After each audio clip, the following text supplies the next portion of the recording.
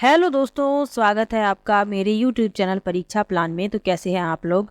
I hope अच्छे होंगे। तो चलिए आज की साइंस की प्रैक्टिस को शुरू करते हैं। आज ये चौथी वीडियो है। इसके पहले 3 वीडियो आ चुकी हैं। यदि आपने अभी तक वो वीडियो नहीं देखी हैं तो कृपया देख लीजिए, क्योंकि मैंने बहुत ही महत्वपूर्ण प्रश्नों को उसमें शामिल किया है।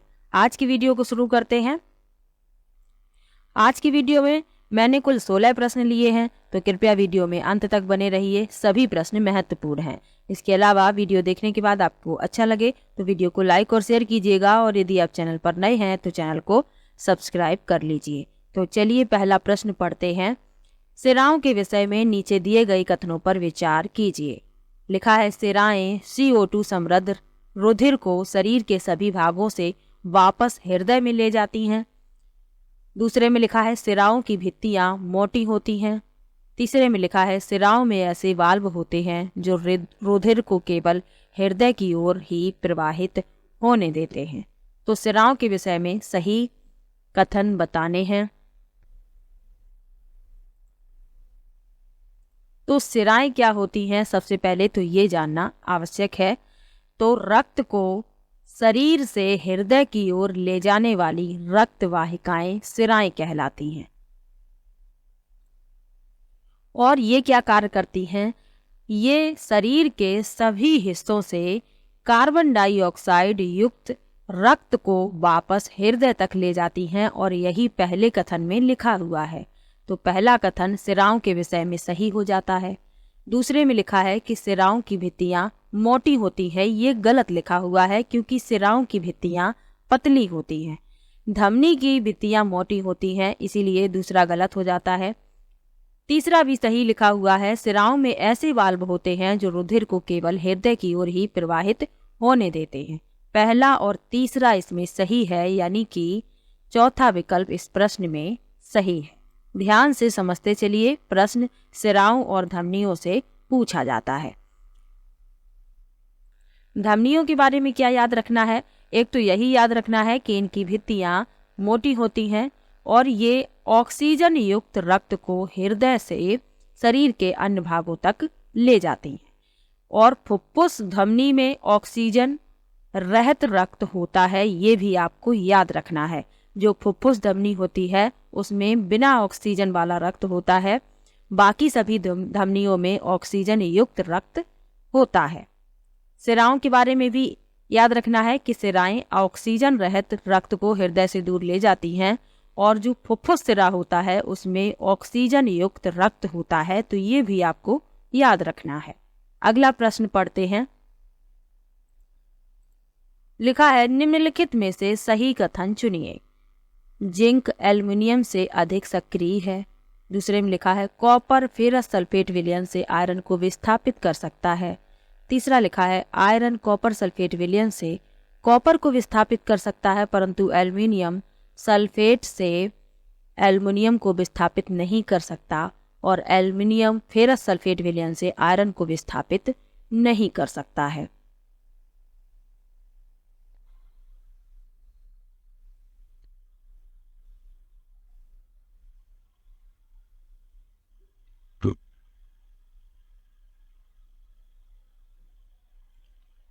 तो चलिए देखते हैं इस प्रश्न में कौन सा विकल्प सही है। जो सक्रियता श्रेणी है उसमें जो अधिक अभिक्रियाशील धातुएं हैं उन्हें ऊपर रखा गया है, फिर घटते हुए क्रम में नीचे की तरफ यानी जो कम अभिक्रियाशील हैं उन्हें नीचे रखा गया है। तो अब देखते हैं कौन सा विकल्प सही है। पहले में लिखा है जिंक एल्युमिनियम से अधिक सक्रिय है, तो ये गलत है, क्योंकि एल्युमिनियम जिंक से अधिक सक्रिय है। एल्युमिनियम ऊपर रखा गया है, जिंक नीचे है, इसीलिए पहला विकल्प गलत हो जाएगा। दूसरा है, कॉपर फेरस सल्फेट विलयन से आयरन को विस्थापित कर देता है। ये भी गलत है, क्योंकि कॉपर आयरन की तुलना में कम अभिक्रियाशील होता है, इसीलिए बी भी गलत हो जाएगा। सी में लिखा है, आयरन कॉपर सल्फेट विलयन से कॉपर को विस्थापित कर सकता है, परंतु एल्युमिनियम सल्फेट से एल्युमिनियम को विस्थापित नहीं कर सकता। तो ये सही है और यही इस प्रश्न का उत्तर है, क्योंकि आयरन कॉपर की तुलना में अधिक अभिक्रियाशील है, इसीलिए सी विकल्प इसमें सही हो जाएगा। और डी भी इसमें गलत है। सी विकल्प इस प्रश्न का उत्तर है। डी क्यों गलत है? डी में लिखा है एल्युमिनियम फेरस सल्फेट विलयन से आयरन को विस्थापित नहीं कर सकता, तो यह विस्थापित कर सकता है, इसीलिए डी गलत है क्योंकि इसमें नहीं लिखा है। सी विकल्प इस प्रश्न का उत्तर है। अगला प्रश्न देखते हैं। लिखा है सौर परिवार के 8 ग्रहों में से 6 ग्रह अपने अक्षों पर पश्चिम से पूर्व की ओर घूर्णन करते हैं। अन्य 2 ग्रह जो अपने घूर्णन अक्षों पर पूर्व से पश्चिम की ओर घूर्णन करते हैं, कौन से हैं? तो सौर परिवार में 8 ग्रह हैं। बुध, शुक्र, पृथ्वी, मंगल, बृहस्पति, शनि, यूरेनस और नेपच्यून। यूरेनस यानी अरुण और नेपच्यून यानी वरुण। अब इसमें पूछा गया है कि 6 ग्रह पश्चिम से पूर्व की ओर घूर्णन करते हैं और 2 ग्रह पूर्व से पश्चिम की ओर घूर्णन करते हैं। घूर्णन क्या होता है? अपने अक्ष पर घूमना। तो इस प्रश्न में चौथा विकल्प सही है, शुक्र और यूरेनस। यूरेनस यानी कि अरुण। डी विकल्प इसमें सही है। ये 2 ऐसे ग्रह हैं जो पूर्व से पश्चिम की ओर घूर्णन यानी अपनी धुरी पर घूमते हैं। बाकी जो 6 ग्रह हैं ये पश्चिम से पूर्व की ओर घूर्णन करते हैं। तो ये आपको याद रखना है। इसके अलावा एक प्रश्न और पूछा जाता है कि ऐसे कौन से 2 ग्रह हैं जिनके पास कोई भी उपग्रह नहीं है? तो बुध और शुक्र ऐसे 2 ग्रह हैं जिनके पास कोई भी उपग्रह नहीं है। ये भी याद रखिए, ये भी प्रश्न पूछा जा चुका है। अगला प्रश्न देखते हैं। लिखा है किसी व्यक्ति की लार में लार एमाइलेज की हीनता है तो उस व्यक्ति की मुख गुहा में बाधित होने वाली प्रक्रिया निम्नलिखित में से कौन सी होगी? पहला विकल्प है वसाओं का वसा अम्लों में परिवर्तन। दूसरा है प्रोटीन का अमीनो अम्लों में परिवर्तन। तीसरा है स्टार्च का शर्कराओं में परिवर्तन और चौथा है विटामिनों का अवशोषण। तो इस प्रश्न में सी विकल्प सही होगा, स्टार्च का शर्कराओं में परिवर्तन। सी विकल्प इस प्रश्न में सही है।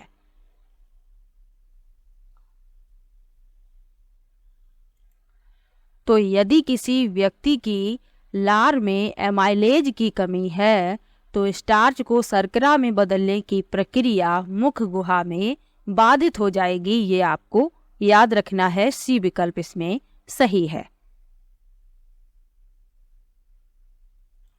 अगला प्रश्न देखते हैं।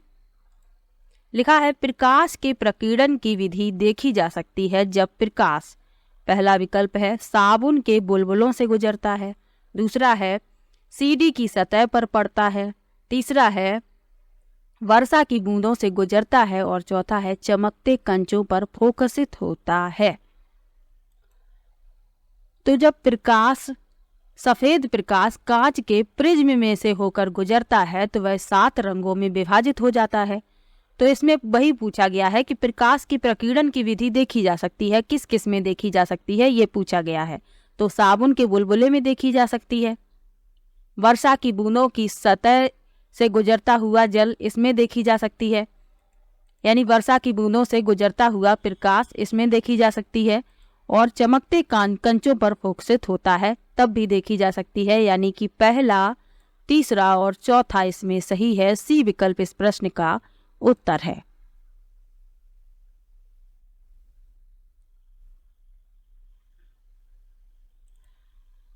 और सीडी की सतह पर प्रकाश का प्रकीर्णन नहीं देखा जा सकता, तो ये आप याद रखिएगा कि सीडी की सतह पर प्रकाश का प्रकीर्णन नहीं देख सकते हैं। अगला प्रश्न देखते हैं। लिखा है निम्नलिखित में से सही कथन चुनिए। स्थैतिक घर्षण सर्पी घर्षण से कम होता है। दूसरा है लोटनिक घर्षण सर्पी घर्षण से अधिक होता है।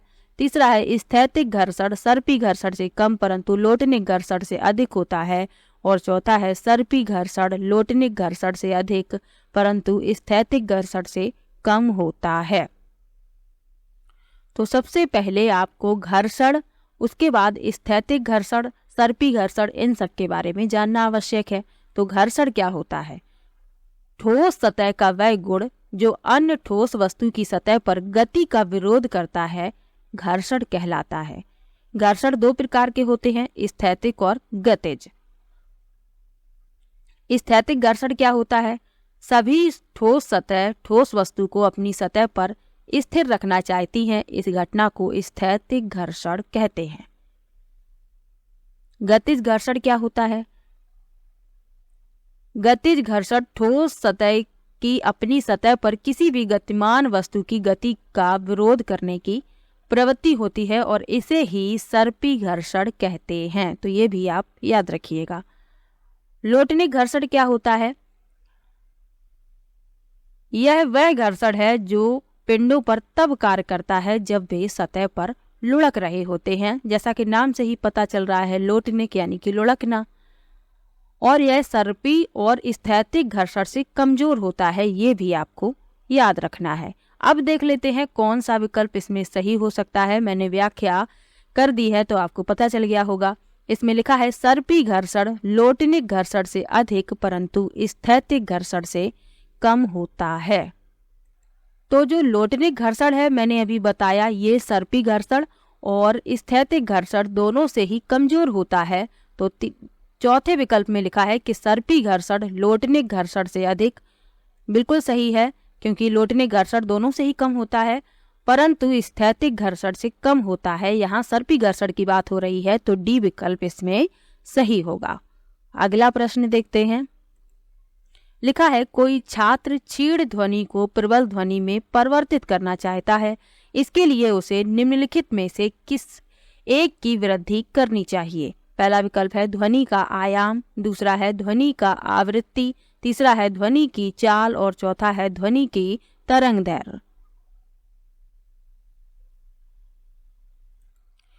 तो सबसे पहले ये जान लीजिए कि आयाम क्या होता है, आवृत्ति क्या होती है। तो आयाम क्या है? आयाम एक माध्यम के कणों के संपीड़न या विरलन का माप होती है जिसके माध्यम से ध्वनि गमन करती है। आवृत्ति क्या होता है? आवृत्ति से तात्पर्य होता है ध्वनि के कंपन करने की दर से, और ध्वनि का तारत्व आवृत्ति के माप से तय होता है। ये भी आपको याद रखना है। अब देख लेते हैं कौन सा विकल्प इसमें सही है। तो छात्र क्या करना चाहता है? क्षीण ध्वनि को प्रबल ध्वनि में परिवर्तित करना चाहता है। तो अभी बताया कि ध्वनि का जो तारत्व है वह आवृत्ति के माप पर निर्भर करता है और ध्वनि तरंग की प्रबलता आयाम पर निर्भर करती है। तो पहला विकल्प इसमें सही हो जाएगा, ध्वनि का आयाम, क्योंकि छात्र जो है क्षीण ध्वनि को प्रबल ध्वनि में परिवर्तित करना चाहता है, इसीलिए पहला विकल्प इसमें सही हो जाएगा। अगला प्रश्न देखते हैं। लिखा है निम्नलिखित में से कौन से जंतु कोशिका के 4 संघटक हैं? यानी कि जंतु कोशिका के 4 संघटक पूछे गए हैं। पहला विकल्प है कोशिका झिल्ली, कोशिका द्रव, केंद्रक, रिक्तिका। दूसरा है कोशिका झिल्ली, कोशिका भित्ति, कोशिका द्रव, केंद्रक। तीसरा विकल्प है कोशिका झिल्ली, हरित लवक, कोशिका द्रव, केंद्रक। और चौथा है कोशिका झिल्ली, कोशिका भित्ति, हरित लवक और रिक्तिका। तो इस प्रश्न में कौन सा विकल्प सही होगा? पहला विकल्प इसमें सही होगा, कोशिका झिल्ली, कोशिका द्रव, केंद्रक या केंद्रक कौमा रिक्तिका।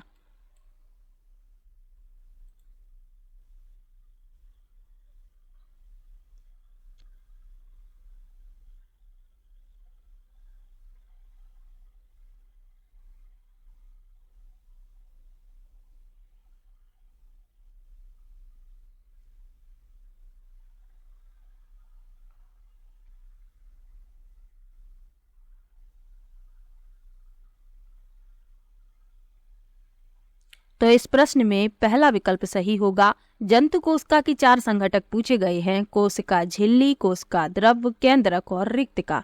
पहला विकल्प इसमें सही है।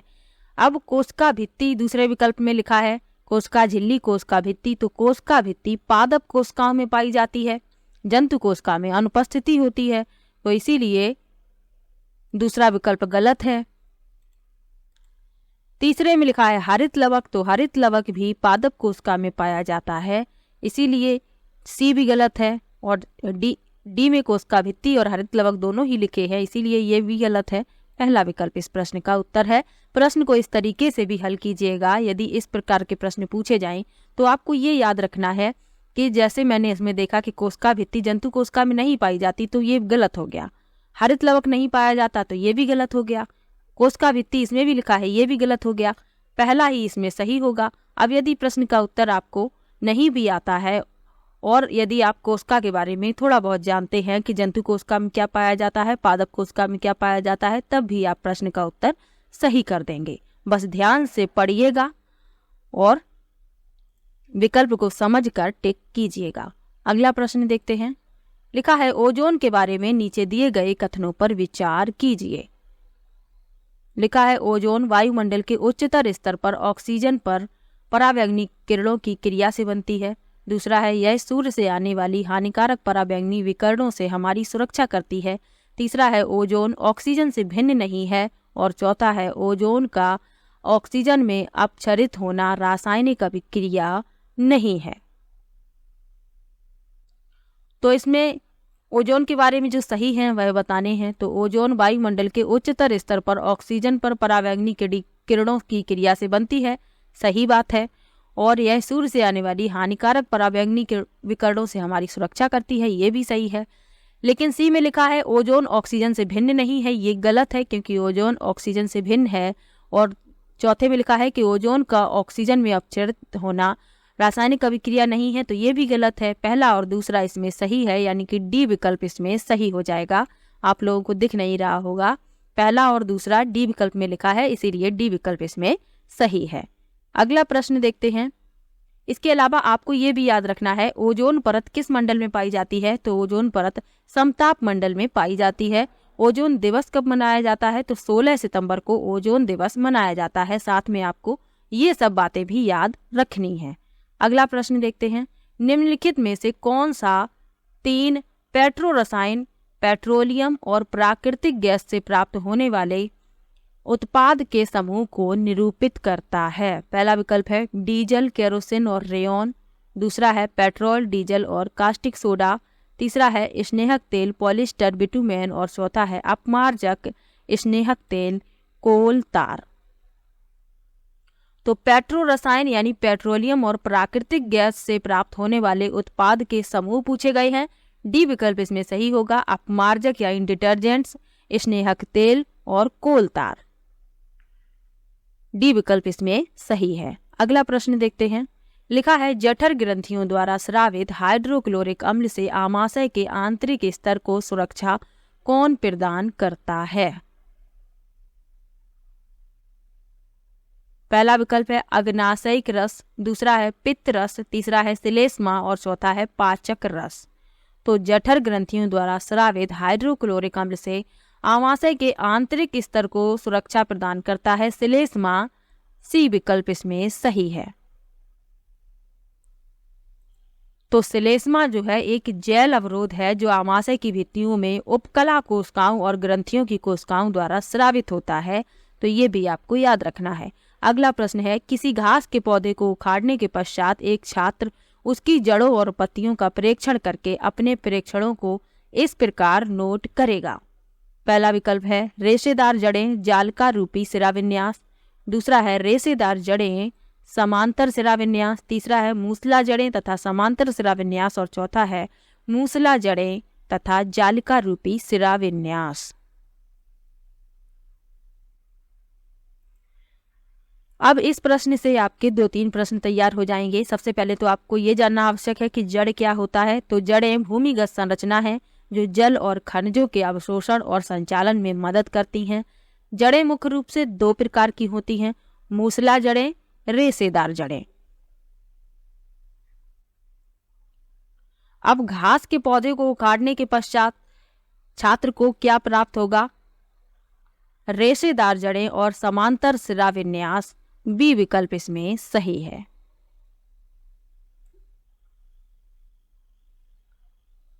अगला प्रश्न देखते हैं। निम्नलिखित में से सही कथन चुनिए। सोडियम और फास्फोरस दोनों को केरोसिन में संचित रखा जाता है। दूसरा है सोडियम और फास्फोरस दोनों को जल में संचित रखा जाता है। तीसरा है सोडियम को केरोसिन में तथा फास्फोरस को जल में संचित रखा जाता है। और चौथा विकल्प है सोडियम को केरोसिन तथा फास्फोरस को वायु में संचित रखा जाता है। कल भी इसी प्रकार का प्रश्न आया था, लेकिन उसमें मिलान करना था। आज इसमें इस तरीके से पूछा गया है, तो आपको याद होगा यदि आपने पिछली वाली वीडियो देखी है तो सोडियम को केरोसिन में तथा फास्फोरस को जल में संचित रखा जाता है। सी विकल्प इसमें सही है।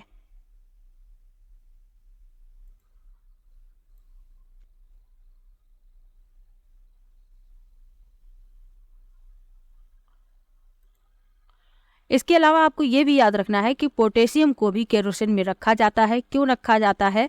क्योंकि केरोसिन वायु में ऑक्सीजन के साथ धातु की इस अभिक्रिया को कम करने में मदद करता है। क्योंकि सोडियम वायु में जलने लगता है, इसीलिए इसे मिट्टी के तेल में रखा जाता है। और जो फास्फोरस होता है ये भी बहुत अधिक अभिक्रियाशील अधातु है, इसीलिए यह वायु के संपर्क में आने पर आग पकड़ लेता है। तो वायु में मौजूद ऑक्सीजन के साथ फास्फोरस के संपर्क को रोकने के लिए इसे जल में रखा जाता है। अगला प्रश्न देखते हैं। लिखा है आर्द्र नमी वायु में लंबे समय तक रखे जाने पर कॉपर के बर्तनों के बाहरी पृष्ठ पर फीकी हरी परत बन जाती है। यह हरा पदार्थ है। पहला विकल्प है copper carbonate plus copper hydroxide. दूसरा है copper carbonate plus copper sulphate. तीसरा विकल्प है कॉपर हाइड्रोक्साइड और कॉपर सल्फेट। और चौथा विकल्प है copper sulphate plus copper oxide.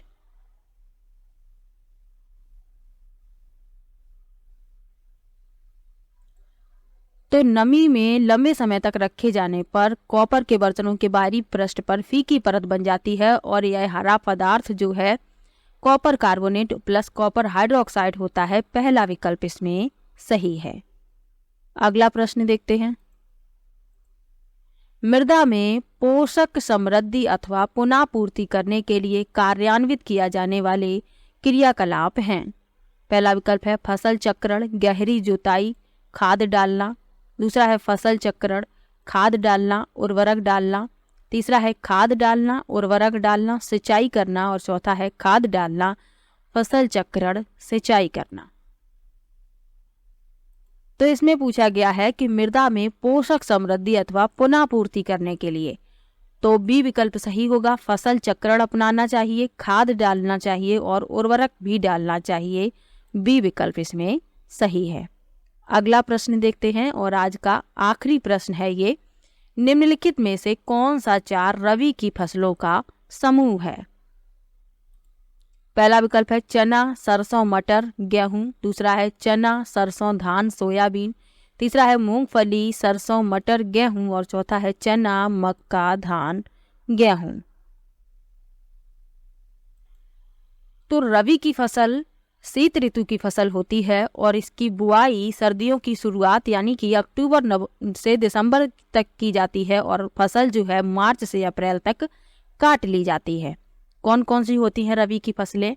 चना, सरसों, मटर, गेहूं। पहला विकल्प इसमें सही है। अब ये तो रबी की फसलें हैं। खरीफ की फसलें पूछ दी जाएं तो आपको खरीफ की फसलों के बारे में क्या याद रखना है? इनकी जो बुआई है वह जून से जुलाई तक की जाती है, यानी मानसून की शुरुआत जब होती है तब खरीफ की फसलों की बुआई की जाती है और फसल अक्टूबर या नवंबर तक काट ली जाती है। जैसे धान, मक्का, ज्वार, दालें, ये सभी क्या है? खरीफ की फसलें हैं। जायद की फसल क्या होती है? तो ये ग्रीष्म ऋतु में बोई जाती हैं और मुख्य रूप से इनमें सब्जियां शामिल हैं। इसके अलावा तरबूज, खीरा, खरबूजा, ककड़ी, खीरा, ये सब भी इसी में शामिल होते हैं। तो ये भी आपको याद रखना है। तो आज की वीडियो में 16 प्रश्न लिए थे, सभी प्रश्न महत्वपूर्ण थे। किसी भी प्रश्न में आपको डाउट हो तो कमेंट बॉक्स में ज़रूर लिखिएगा। इसके अलावा NCERT मैंने कंप्लीट पढ़ाई है क्लास 6 to 8। यदि आपने अभी तक वो वीडियो नहीं देखी है तो कृपया देख लीजिए, क्योंकि NCERT बहुत ही ज़्यादा हेल्प करती है। मैंने क्लास 6 to 8 कंप्लीट चैप्टर पढ़ाई है, प्लेलिस्ट बनी हुई है, आपको सभी वीडियो एक साथ वहाँ पर मिल जाएंगे। इसके अलावा प्रीवियस ईयर के साइंस के सभी क्वेश्चन मैंने सॉल्व करवाए हैं। 2012 से लेके 2024 तक। कुछ ऑनलाइन वाले पेपर भी मैंने करवाए हैं, उसकी भी प्लेलिस्ट बनी हुई है। एक साथ आपको सभी वीडियो वहाँ पर मिल जाएंगे। तो चलिए मिलते हैं नेक्स्ट वीडियो में।